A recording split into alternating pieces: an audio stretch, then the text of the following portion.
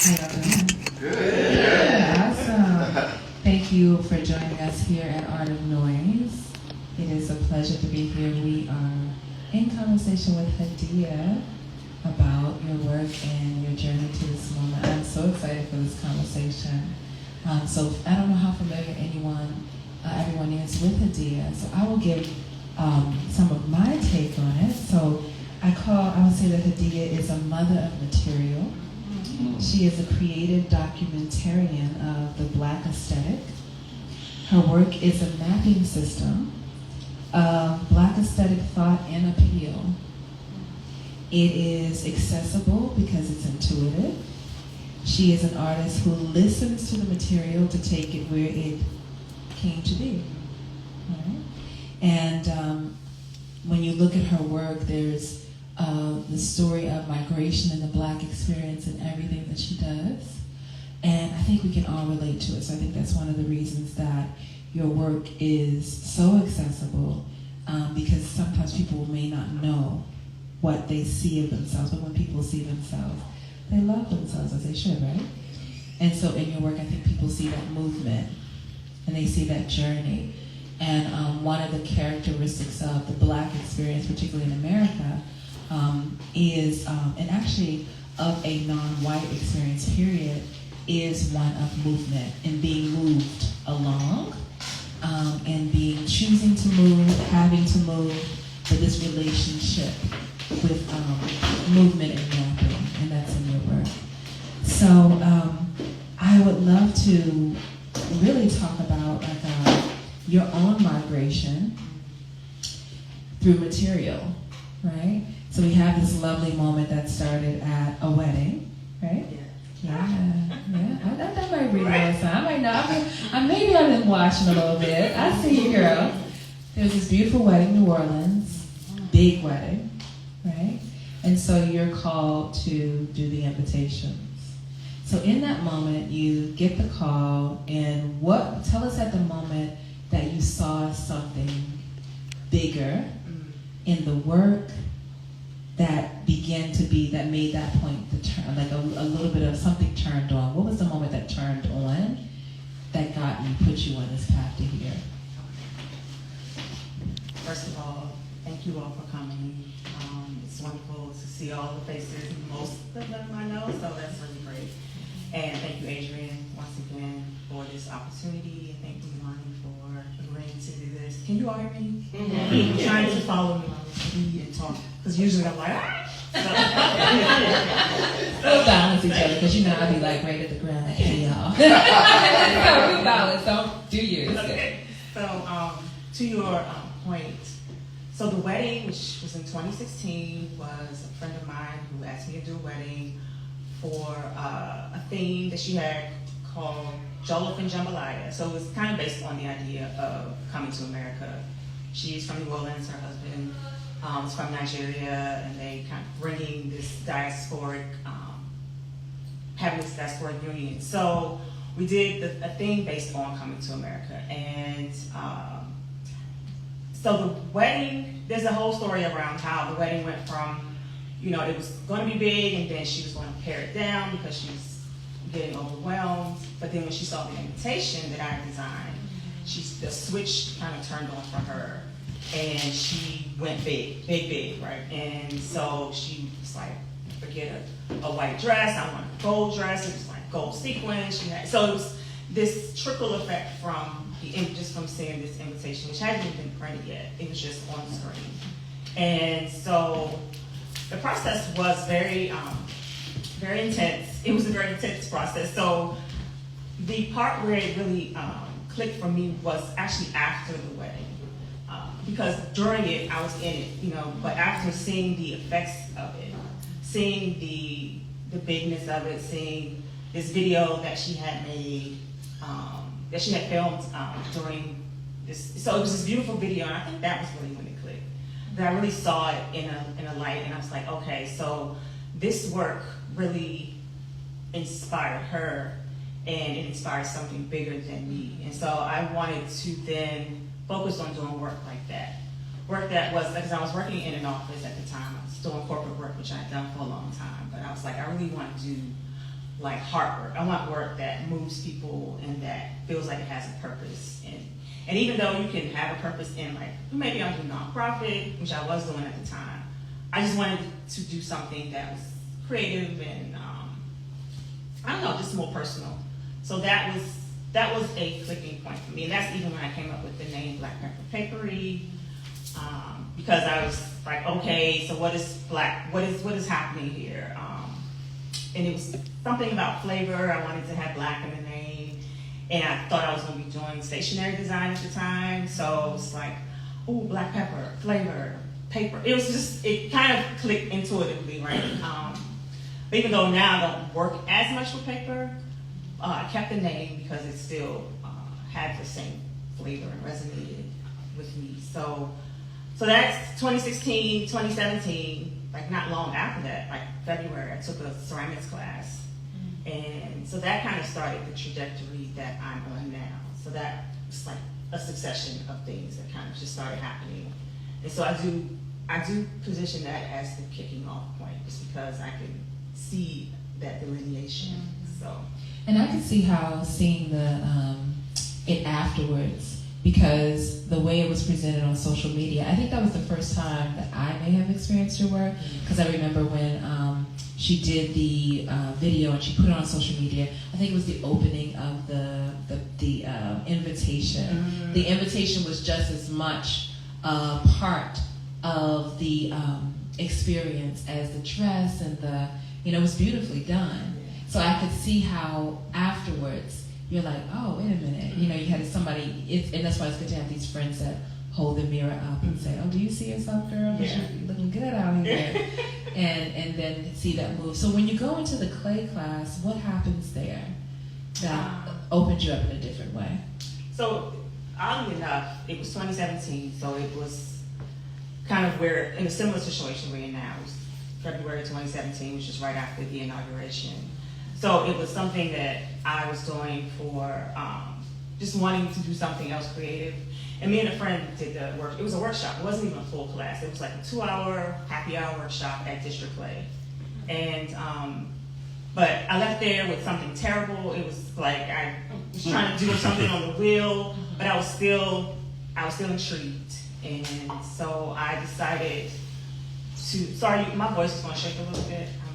So, well, I'm hearing it because I'm like, oh. But, so I went home and I started looking up ways to fire in my oven, which of course I can't do. But I found out about polymer clay. And so I started playing around with polymer clay. And at the time, because it was, winter, it was cold, there was this inauguration, there were all these feelings. I was in the house and I was just in the clay, playing around with learning how to make forms, and so polymer is really what I started doing, and I started making stuff, putting it online, and wonderfully enough, you were one of the earlier people to reach out to me through this process of seeing me posting on Instagram, trying to remember the order of things when people started reaching out for like pop-ups. Do you want to do this? But yeah, so I was doing polymer clay for a long time, and then I ended up taking a class at the Art League in Virginia, and they do community classes, all kinds of art. Anyone's looking for classes to make things and create. The Art League is still doing that, so they have a wonderful array of creative classes accessible to everyone. So I took a class there, like a 10-week course, and started working with ceramics again. And so I just kept kind of going from there. And as this is happening, and Instagram is in a phase where it's still very, very natural. It wasn't, the marketplace that it is now. So I was sharing, and I felt comfortable sharing. And it just continued to grow. So.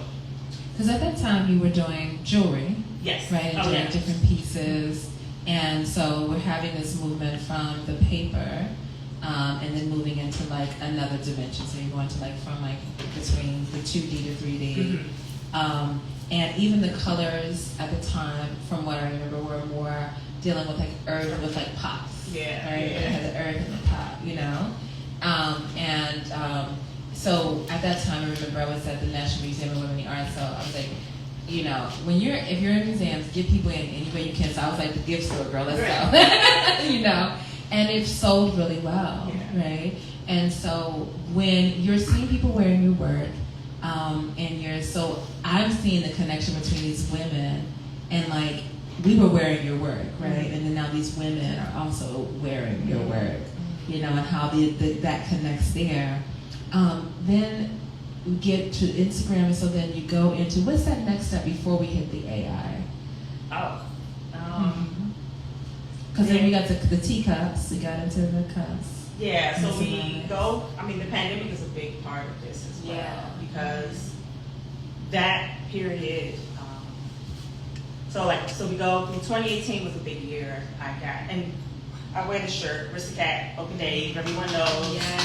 So she was a wonderful friend to many of us in this room, but she, in 2018, does the thing that Aristocat does, and it's like, I want us to work together, because I want you to, I see the potential, and I want you to grow and I see what you're trying to do. So 2018 was a big year. It was very stressful, but I did some really wonderful things. I had my work in Eaton that was working. I think Eaton had just opened up in 2018, so they wanted some art for the room. So that came, and then the National Public Trust reached out because they had a project at the Woodlawn Pope Lady House in Virginia, and that's a former plantation, and they were doing an exhibition.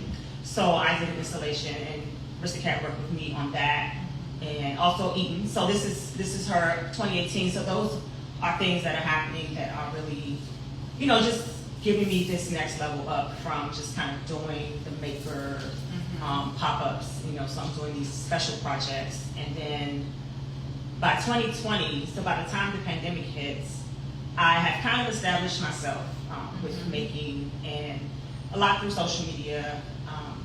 And then, gosh, this story, and my partner who's here,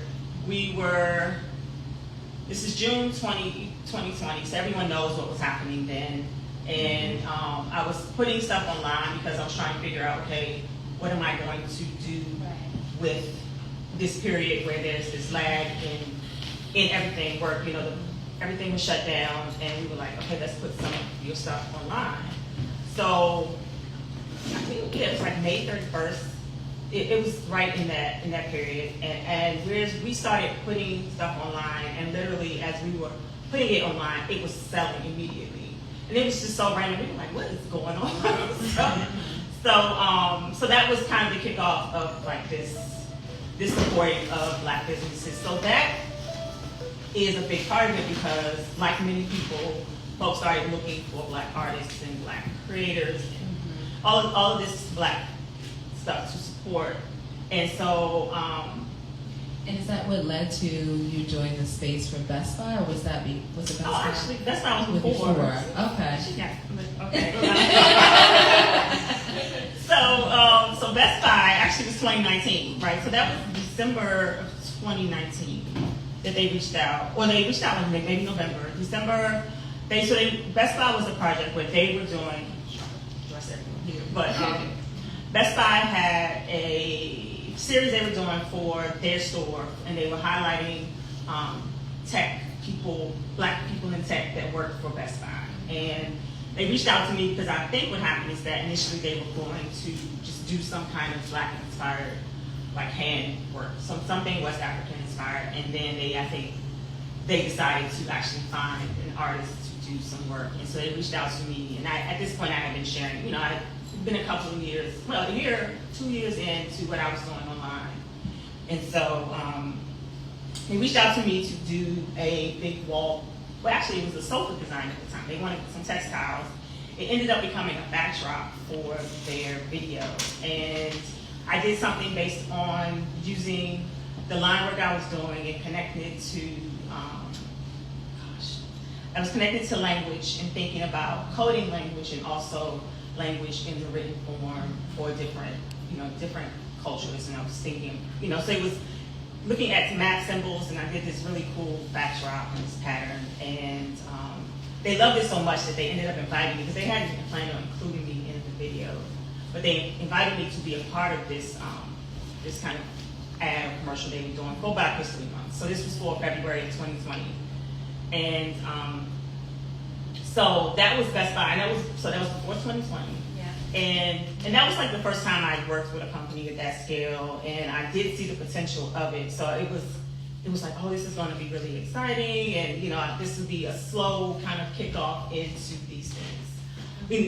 Of course, we didn't know what was coming in 2020, so that was actually the first project I'd done at that level, and it was really cool. And they included me in the video, but I'm not great on camera, so they cut out a lot of the video, but I was in it, and it was fun. They flew me out to Minneapolis to do all of that, so that was my first time with that experience, and kind of prepared me for what was to come.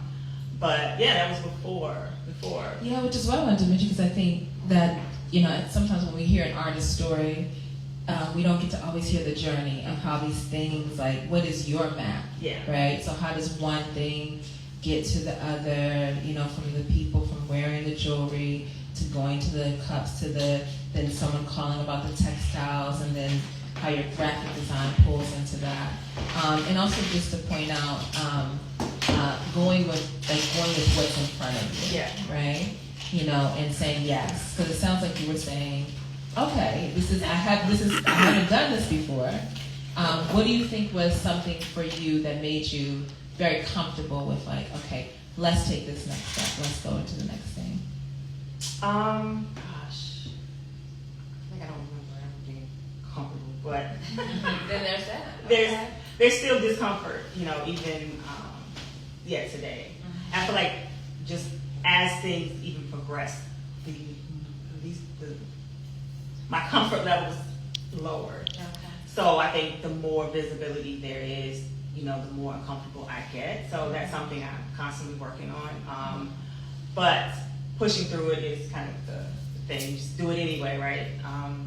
So I think, a partner I have now is Schumacher, who is there. They do textiles and wallpaper, and they're based in New York, and they're like one of the oldest. They're a family company, right? They're a family company. Mm-hmm. They've been around since the late 1800s.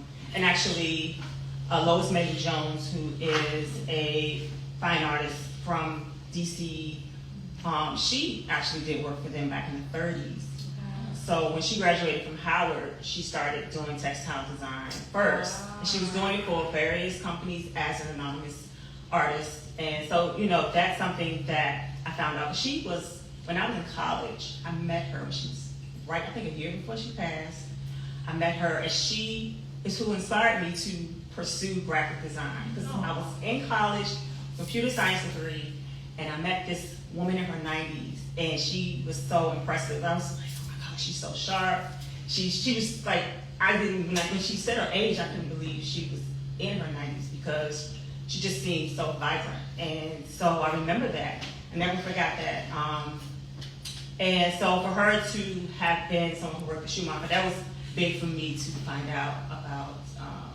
But yeah, Schumacher they were the first company to reach out to do a surface design project. So they had someone there who saw the work I was doing, saw the work I was doing with the clay and with the paper, and they kind of, I just took a chance, because they knew I wasn't a surface designer.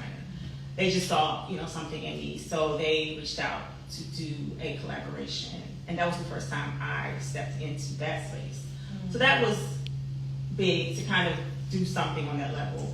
Even now, like Schumacher, we're still working together. So that was 2020. We're still working together. We just released a second collaboration, a second collection. And they supported me in some work that I did with Cooper Hewitt as well. So they've been a really great partner. So that was, I feel like, like I said, the comfort is kind of evolving, but that is like that next step where, I'm moving into a completely different space than even the play. So I'm stepping into working with a company as a partnership, and to exploring what that even means, doing licensing my work out and contracts on that level. So yeah. And so you're working with the textiles, which brings you into the home, and it brings you. So now you're right at the pandemic. You've got the textiles that are happening. You're in the clay space, and you put it online. Stuff is popping off, right? So you're like, well, what's happening? Well, tell us what was happening. What was going on? I mean, people loved it, of course. But then, so there's the social movement. Right. But how did that impact you? So it's coming offline, and then what are the offers that start coming to you? So at that time, I joined. I was invited to be a part of the founding.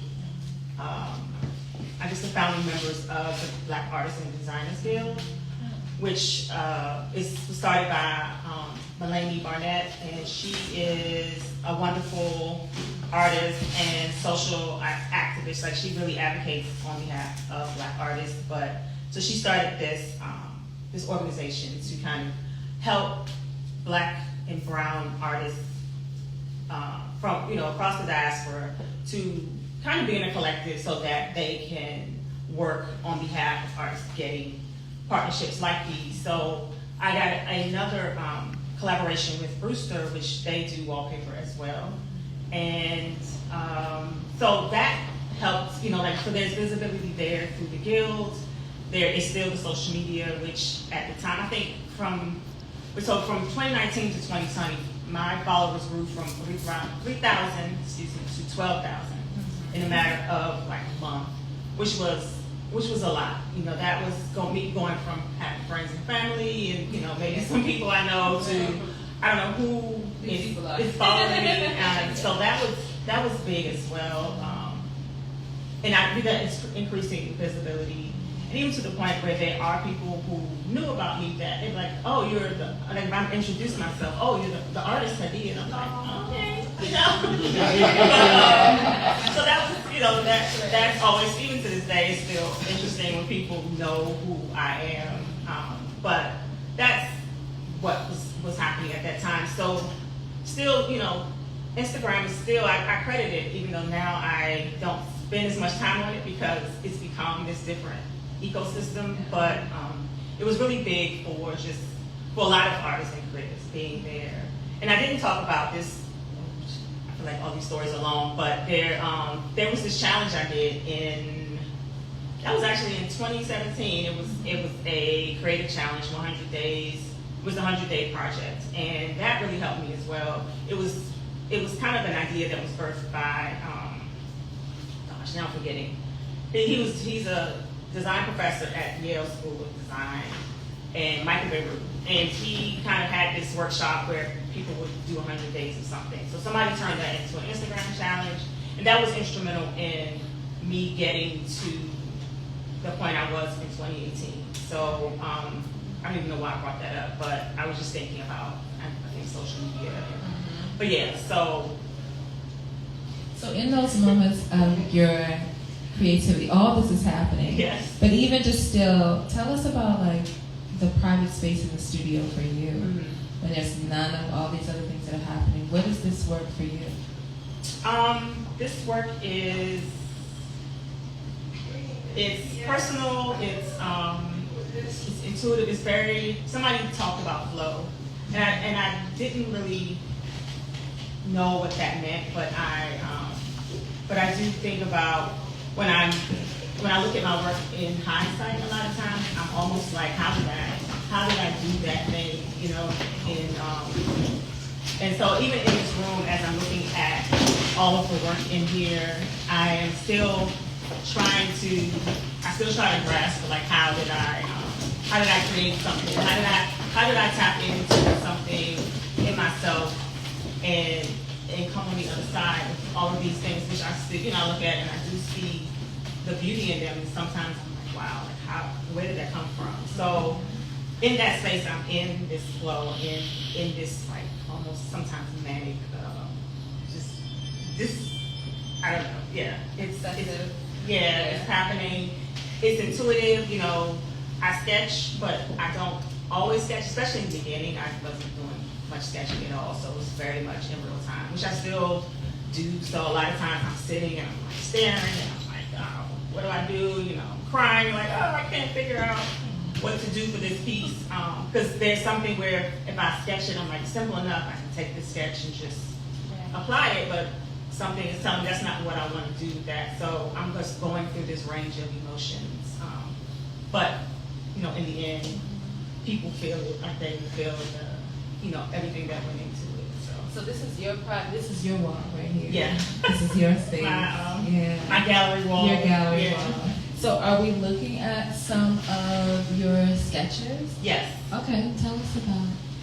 So those are sketches for this show in particular, and you know, as you see on this bottom right, that's kind of me sketching out some simple form, and you know, wanting to not putting the design on them yet, just wanting to see like what kind of combinations of shapes that I can put together, and can I actually build these pieces, and then on the top left, on the top right, you see kind of as I started to. Because really after I started creating, then I would go back to the sketchbook, you know, so that's kind of how it went. Like I would build, and then I would maybe start a piece, and then it would kind of give me information for how I wanted to do everything else, and then I was able to kind of sketch things out a little clearer. And then the pieces around are, actually when I'd done a few of these like years ago, where I was doing some prototypes for a company that they wanted to see prototypes in. I didn't end up working with them, but I built a few, and I actually turned them into like this wall art. So I did that with this show as well. So taking some ideas that I had and making them into 3D, so taking ceramic pieces and building them out, you know, just to give it some depth. But I think it's important to say that again. You did not end up working with them. No. Okay. Because sometimes when things don't happen in the art, you think that it didn't happen, right? Yeah. But every proposal is an opportunity to go and do something different with your work. And so, even though you didn't work with them, was that a part of giving us these lamps? Because it is ours. Right. We love you, girl, but I don't know if y'all seen these lamps. They're sold out, by the way. So, you know, there's one left. One. So if you have a dream of having it in your home, hurry up. So the lamps that they gave us by saying no to you, thank you. But it kept, right? Yeah, because that company, which is a company in my history, I would have been like, oh my God, died to work with. But, you know, my partner and I talked about it, and the terms just weren't good. And so I didn't go with it, which was, I cried about it. It was very upsetting. And this was early on. This was 2020, 2021. And, but it didn't work out. And like you said, but that got me thinking about lamps. And that I'd done these prototypes and I'd done these sketches. So that was, you know, the gift that then allowed me to go back to that and start building the lamps in real time for myself, right? So I'm so glad you let that no be good to you. Yes.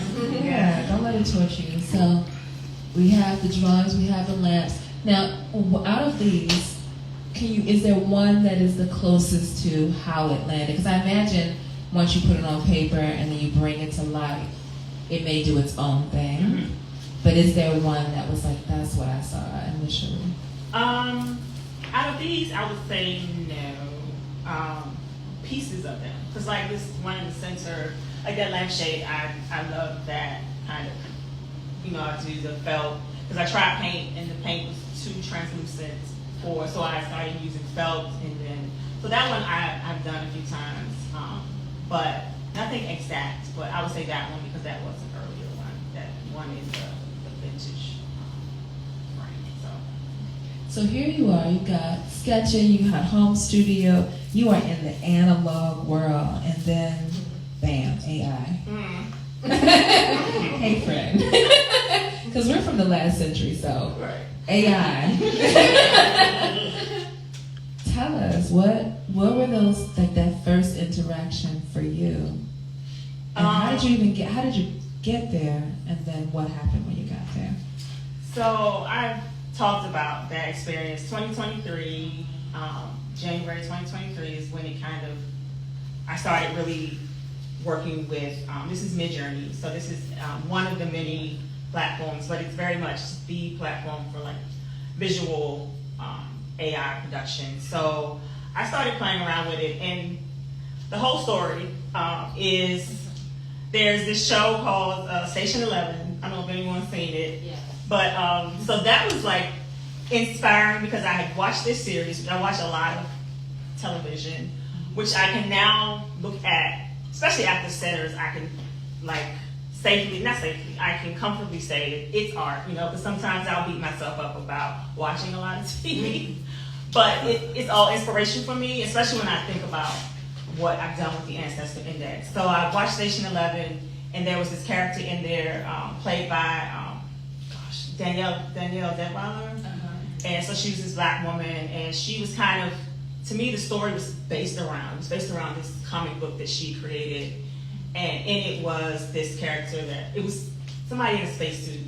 And so this story was about like post-apocalyptic kind of, you know, we're thinking about that stuff a lot now. Like what happens if all the technology goes out and all these things happen and we have to start from scratch. And so, so that show was just inspiring to me in many ways because it wasn't like a doom and gloom apocalyptic show, but her character, I was just thinking about her, and then I'm always thinking about the Great Migration, and I was thinking about the women in particular who were part of this journey during the Great Migration in this country, and thinking about them needing protection, them needing some kind of escape, the idea of travel, the idea of space. It was just all these thoughts flowing in my head. So I used Midjourney to kind of translate those ideas into something visual. So I just started I started learning how to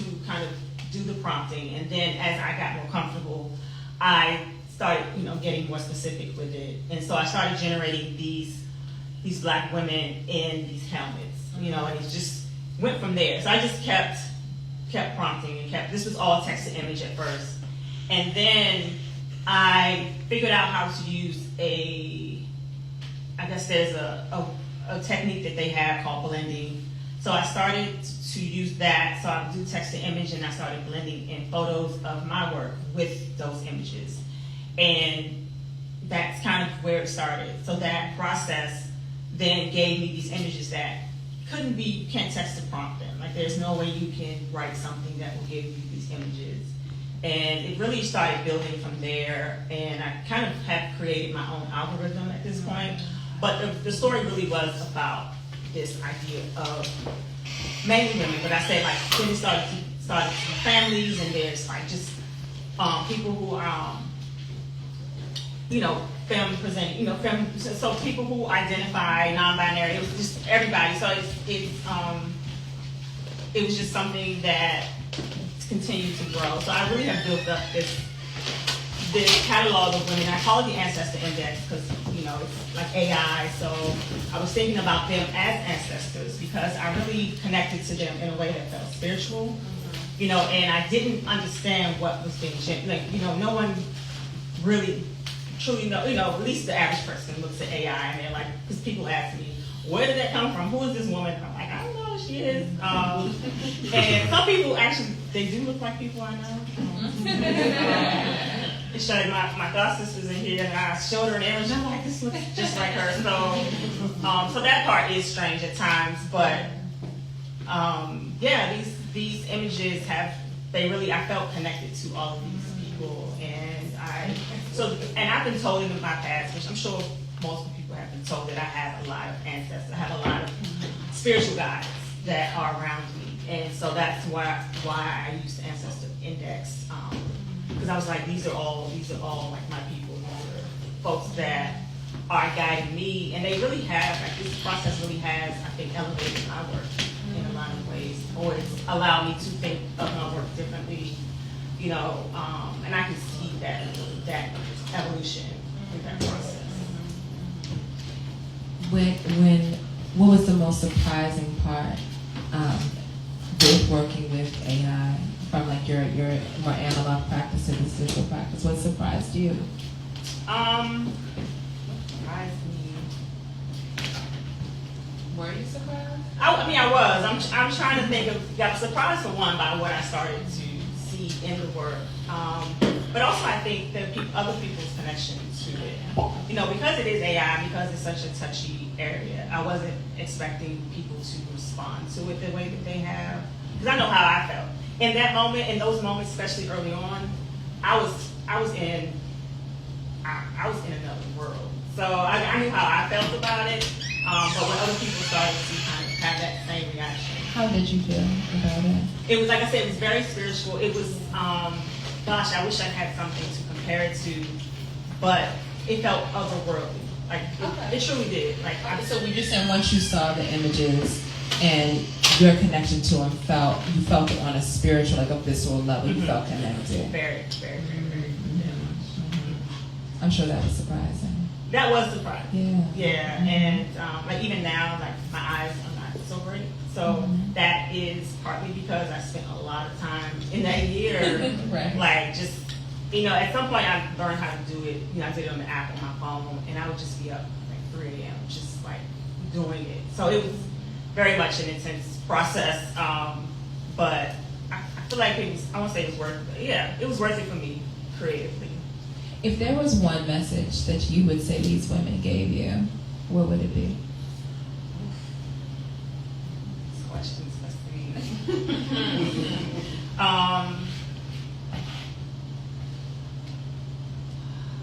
Gosh, one message. Trust in your creative process. Trust, you know, just do what feels good to you in the moment. That feels generic, but it did feel like that. In times like this, that's not generic at all. Yeah. It's a good reminder, actually. Yeah. So trusting, bless you, trusting myself, trusting what I was doing, and yeah. I like it. Does anybody have questions? Yes. So earlier you mentioned your level of comfort. So I was wondering, as an artist, you mentioned that your level of comfort is low. So does that keep you on the edge for your next project, or does that come from something else? I'm an artist as well. I'm working on crocheting. I'm starting my journey with crochet.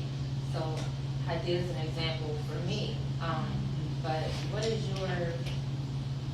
your link for your comfort level and your next project, and how does that push you forward? Gosh, that is a great question.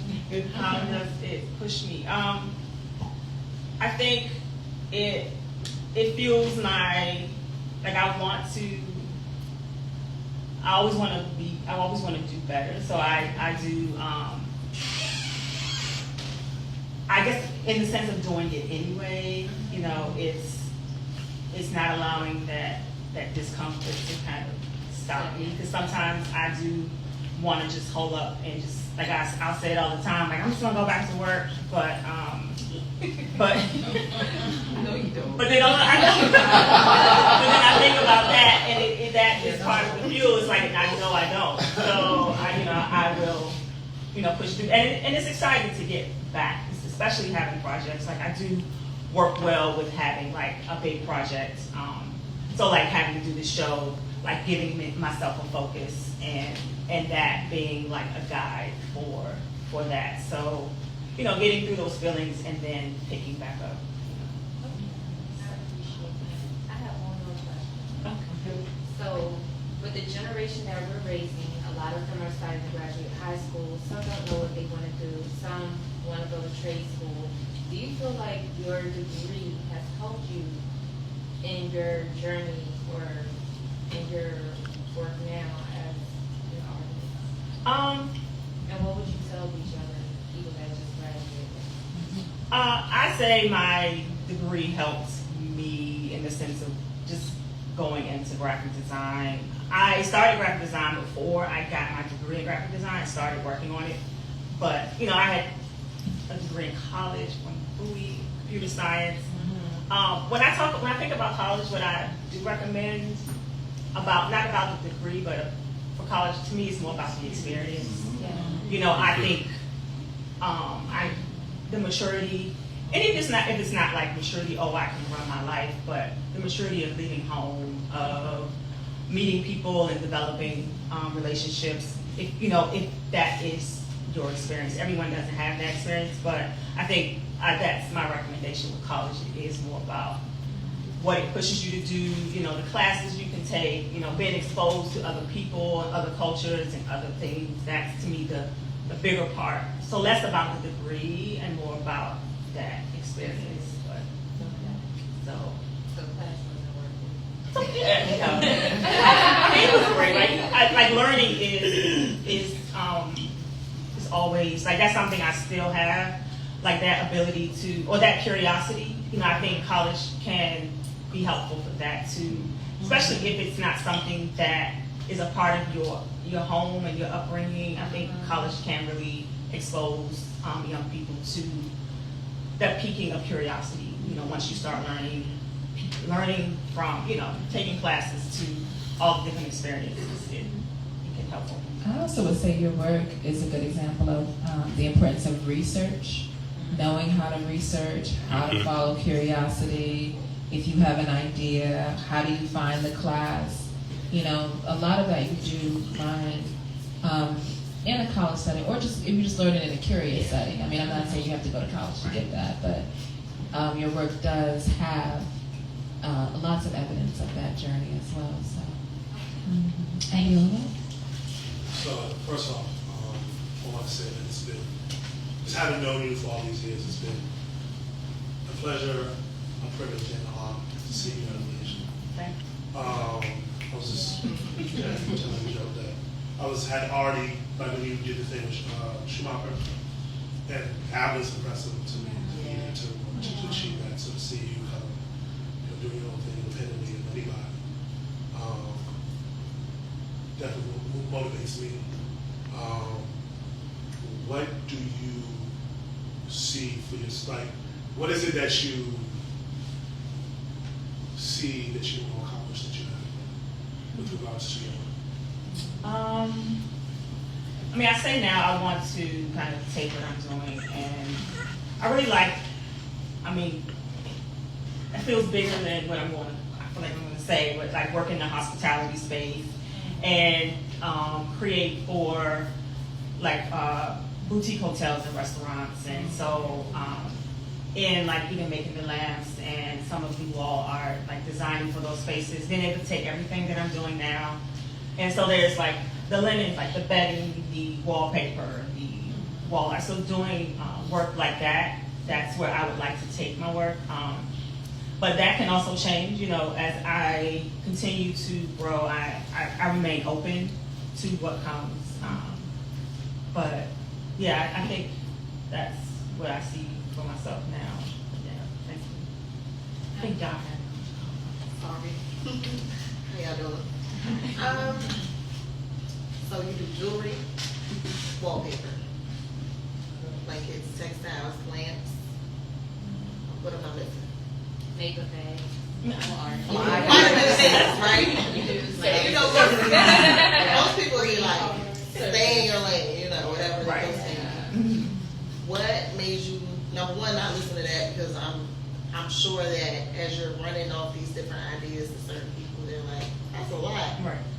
So what made you listen to whatever that voice is to say, no, I'm going to do this. And at what point did you say, I'm going to expand and I'm not going to box myself in? Mm-hmm. That's an ongoing conversation I have with myself and with my partner. But I think I like so the curiosity is part of it, and going with that. And yes, it is ideal, I think, or it is told that you should kind of pick a lane, right, and stay in it in order to grow a business, which I think, historically, yes, that is true. But there are people, I would say, like a Lois Maple Jones, like Elizabeth Cabot, like, her show's up, you all go, is at the National Gallery of Art, but who didn't necessarily pick a lane.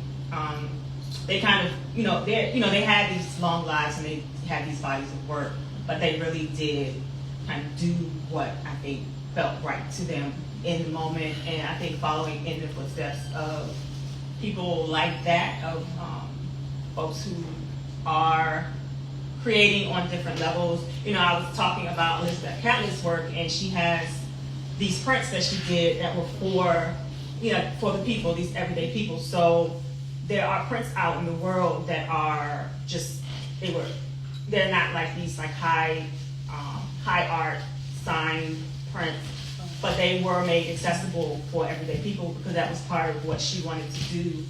But it didn't stop her from doing the other types of work she does. So I look at people like that, and also I'm just, me being a curious person and wanting to try, I'm always wanting to try something out. So I just kind of go with that. I think,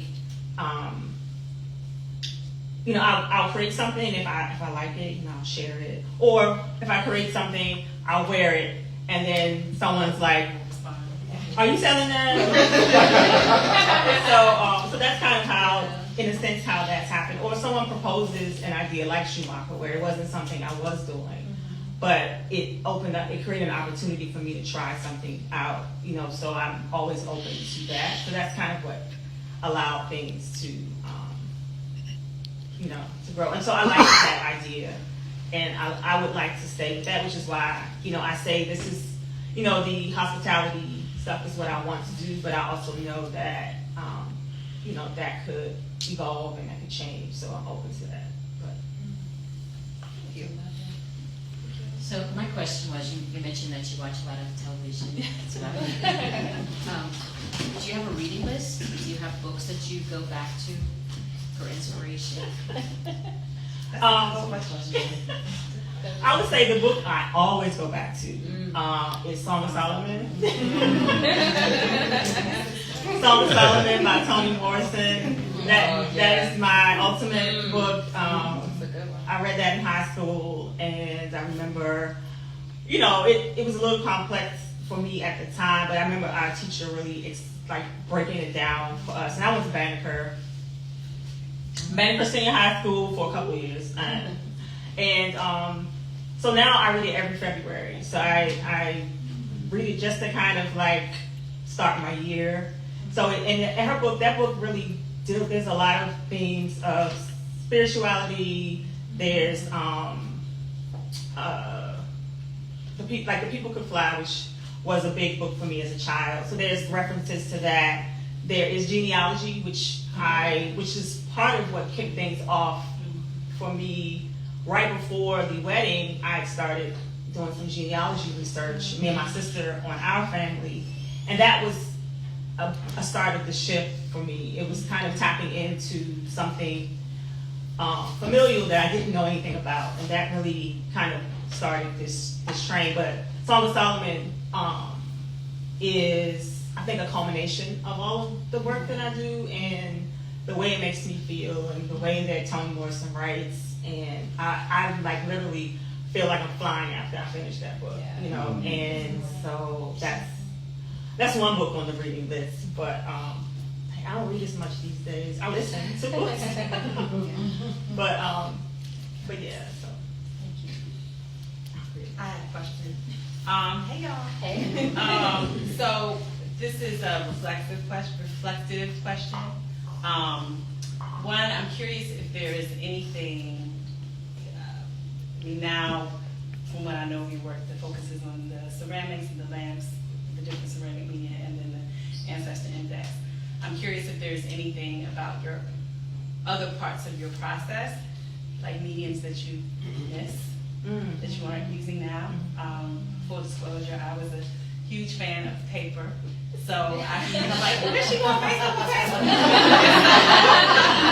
So that, and if there isn't, then that's fine. If you aren't feeling nostalgic about any of it, that's fine. I'm just curious if you do, and then you can answer it from the basis of this particular show or your entire career creatively.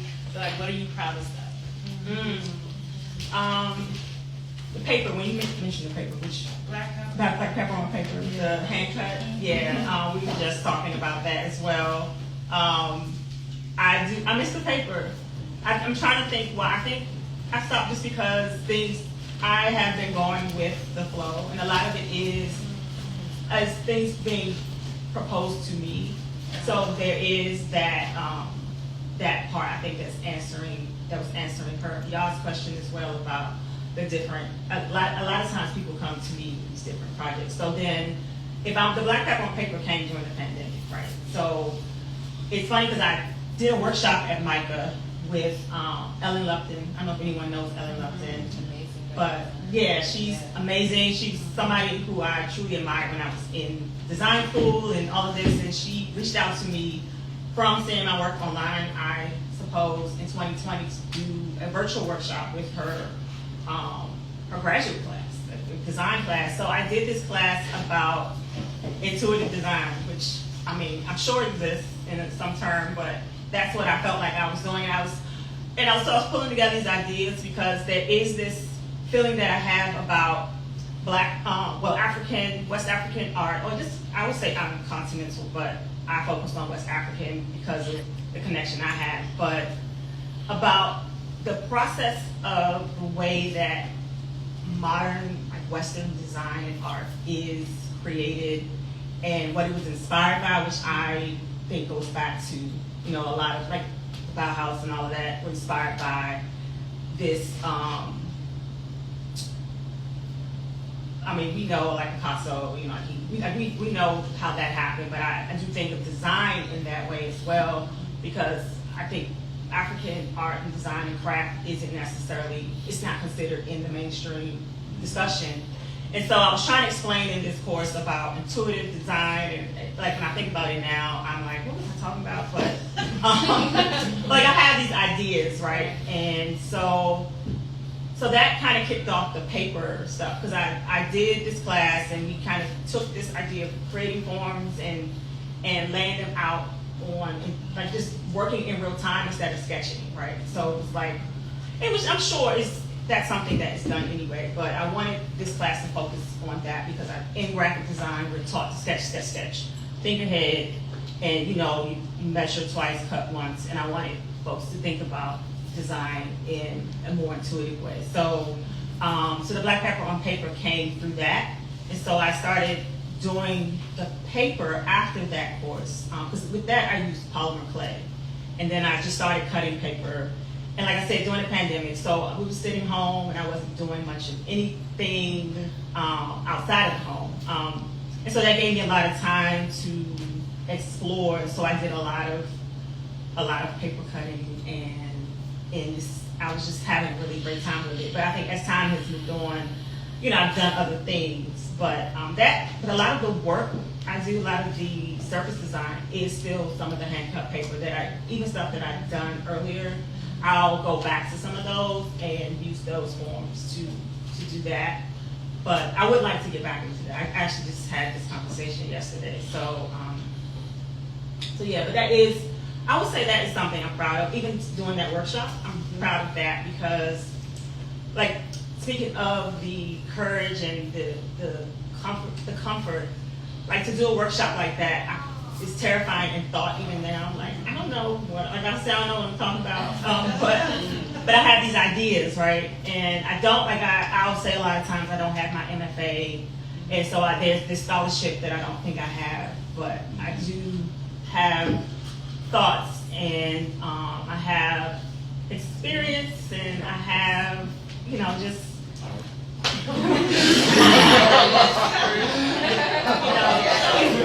right, it's there, and it comes out in the work, and so yeah, I'm proud that, because that class was long, it was like a couple of days, and they were really tapped in, and these are like graduate students, and so yeah.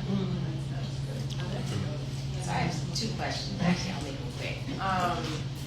So there's something about your work that even like a line, we know that's a Hadiya line, right? It's something as basic as that. How did you build out to have something that is like signature? There's this very signature place of your work that even if you see parts or pieces or colors that it speaks to Hadiya? Like, how did you get to this place of this oversaturation of art or whatever we want to say, and work and just creation, period? You know, like this 50 million shea butters, you know, like how did your work, or, you know, how do you feel that your work has been able to stand out amongst all of that is being produced?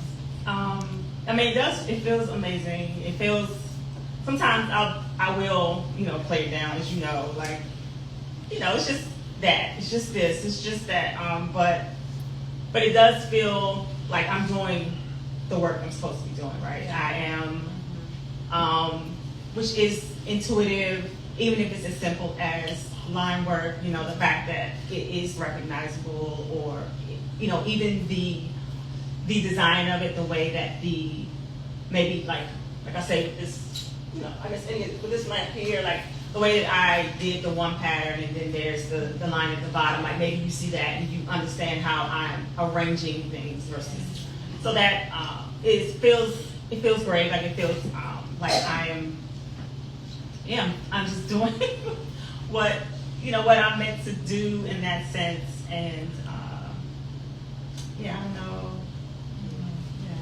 And my last question is, how do you know when you're done? That's a great question. I keep referring back to my partner because we talk a lot, and this is a conversation, a heated conversation that we had the other day. Because sometimes, I won't say I don't know when I'm done, but I think if someone else were to see it, they would be like, it's done. You're done. Like, but no, you know. And to the point where I was like, you can't tell me when I'm done. And so, but I know that probably happens to a lot of artists, right? And I don't know if it is this sense of perfectionism that I know I have, where I am feeling like I have to keep going to like get it to a place, or if it really is done. Like, so I don't quite know what that balance is, because I know I do have that issue with perfectionism. So it could be that, or it could be that, no, I need to add these little puffy balls to hang off the side because that lamp isn't done, and I know when it's done, but, it's a balance, and I think, self-editing is a thing that I know that I do. Sometimes it's a challenge. Like when I do graphic design work, sometimes I'll send people like 20 options because I'm like, well, I like all of them, or I like most of them, or they might like this, and so that can be sometimes like the people pleaser in me at times, when it's like that can kind of get in my way. So there's a few things happening, but that's something I'm working on.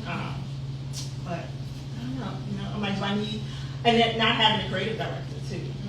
Because working as a designer, there was, I was always working under someone senior to me, right? Mm-hmm. So there was someone to stop me, or someone to tell me when something was good, or so having to self-edit is something that I'm always working on. First, thank you very much for sharing your insights. It's always cool to hear from the artist's perspective. My question is regarding the generative works. Mm-hmm.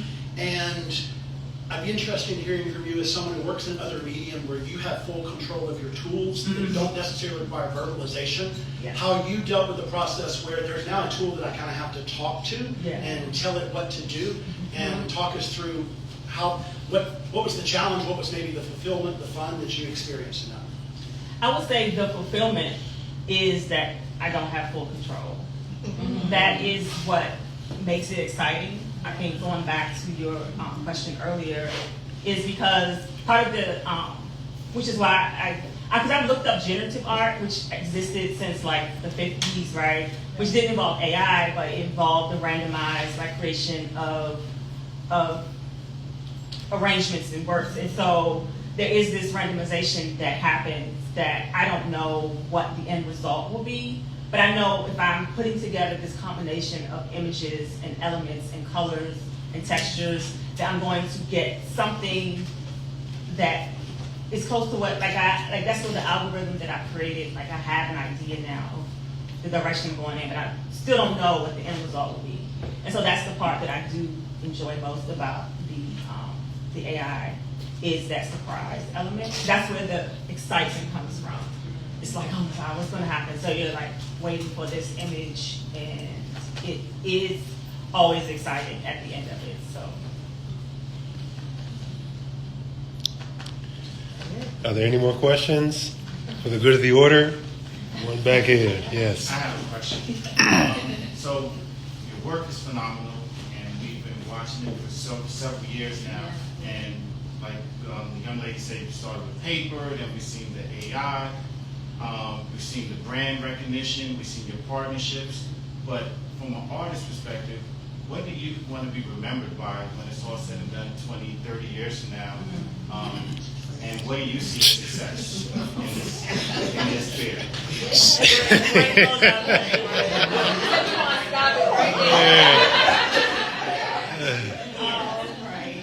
That's funny. I would say, where I started, I want to be remembered by the work that has moved people, I want to be remembered for inspiring others to create. So I've had people come up to me and tell me they started doing this thing because they were following me online, or they, like it's been multiple times. So that feels like at that point the work is done, right? Like it's the impact is there.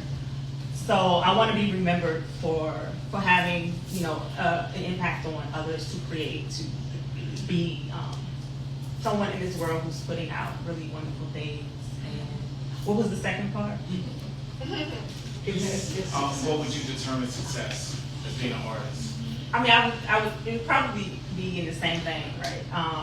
It's not anything that deals with money or anything like that, which is great. Ideally that is the goal, to be able to live comfortably from it. But it would still be the impact, and I guess even not just about inspiring others to create, but inspiring others to feel, to give, to just having something in your home, or something that has moved or changed someone, because that was what the wedding was about. Because at the same time I was working at the nonprofit, and we were doing the 20th anniversary, and my mom, she ran the organization, but she didn't hire me. Someone else hired me to do this work. But it was wonderful doing that project, because the 20th anniversary, like we did the whole event, and that was, they both were happening like within like weeks of each other. So it was seeing both of those events and how much of an impact it had on the people who attended, the people who were being honored, all of that meant something. So that to me would be like what I would want to take away from any work that I do. So any stuff, like it's to impact people and move people and make people feel, and so yeah. Well, Hadiya, we have enjoyed watching your mapping of your art journey. It has been a beautiful journey to see you travel and have your own migration through material. And we look forward to seeing much, much, much more. And you're going to have to make some more because you're sold out. But I echo the sentiment. It has been beautiful to watch you, and also to watch the relationship, all the ways that you have allowed yourself to be supported as an artist and to grow as an artist. So many, many, many more moments in the studio that lead to this kind of magic. Thank you. Yes, thank you. Yes.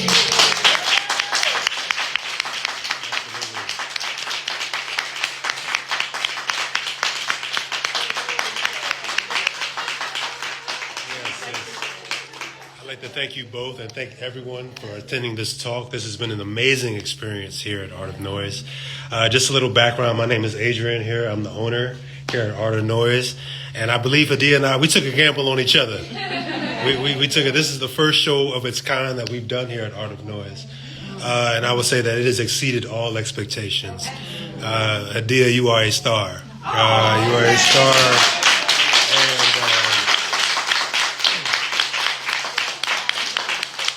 Just a sneak peek, first time I think heard anywhere, is that Hadiya will be back next year. Yeah. All right, and we're working on getting her on the calendar. I said we're going to do a 2-month show. We're going to do a longer show because this one works. You know, so we had to figure out to see how the market was going to respond, and the market has responded. So we are going to do a longer show next year. So please be on the lookout for that. So also we have a QR code that has the information about all this or the work in the show. We have one lamp left, ladies and gentlemen. It's the one right here in the center on this table right here. It is one that we have plenty of prints here available. We have unframed prints on the table, and as well as framed prints here on the wall. Please stay as long as you like. Ask us as many questions. Y'all's right here, my gallery assistant. And please, thank you all for coming. All right. Absolutely. Thank you once again, everybody, for coming out, for supporting, and yeah, I just appreciate it. So, thank you. And thank you to Melanie. And Melanie, yes. And yes, a special thank you to Melanie Douglass. And is there something that you would just really quickly want to, Okay, so June 14th, we have a Father's Day event. We're having a salon. So if you want to have tea, bring the dads out. It's Anacostia Arts Center. And then June 19th, we're having a huge Juneteenth celebration. Yeah, so we're going to walk across the 11th Street Bridge. So if you want to, I'll give you the information to share with everybody on those two events. And we hope to see you at both of them. We're going to the water for both of them. We're going to go make prayers for our ancestral fathers on June 14th, and then have a little bite to eat, and then hear stories of fathers telling. I'm a daddy's girl, so we got to celebrate these days, y'all. And then June 19th, we'll be at the water again, crossing that bridge. So I'll send it to you. All right, thank you. And get some tea. I made the tea, drink the tea. All right.